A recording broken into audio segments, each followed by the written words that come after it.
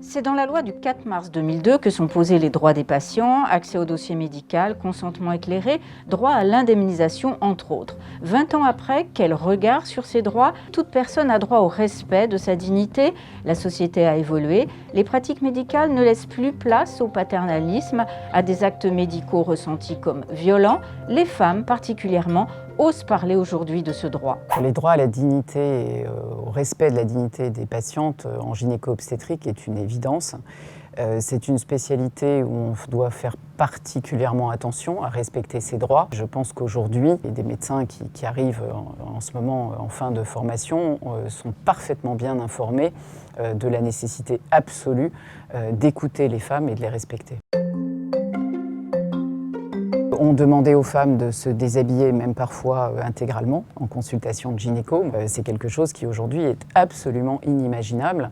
On pouvait être amené à avoir des étudiants avec nous qui rentraient dans la chambre, on ne prévenait pas les patientes, ou en consultation, pareil, on était accompagnés. Aujourd'hui, on demande systématiquement aux patientes si elles sont d'accord. On travaille dans des hôpitaux universitaires et c'est absolument indispensable de former les jeunes au savoir dire, au savoir écouter, au savoir faire. Et pour ça, il faut qu'ils nous voient, nous les aînés, faire les consultations.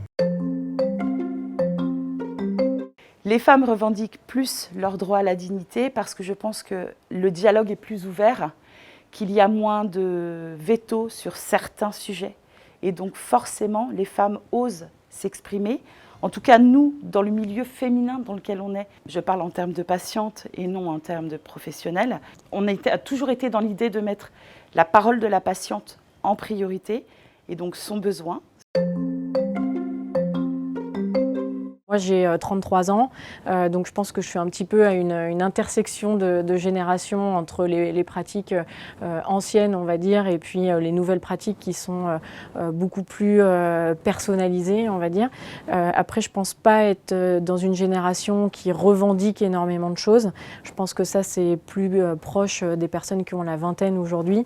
Et je l'observe notamment, comme je vous le disais, de par mon métier, sur les réseaux sociaux, où les jeunes générations sont beaucoup plus à l'écoute de ce qui va se passer chez les autres, que nous, on est encore dans une approche assez individualiste, où on ne parle pas non plus forcément de ce genre de choses entre nous. Moi, je suis très à l'écoute de ce que peuvent dire les médecins et ce que je souhaiterais, c'est peut-être plus de transparence parfois sur l'explication parce qu'il y a tout un tas de mots scientifiques qu'on ne comprend pas forcément et on a besoin peut-être d'avoir un petit peu plus de temps dédié. L'important, c'est de se sentir à l'aise avec son médecin et voilà, c'est vraiment une question de personnalité et de relationnel, je pense.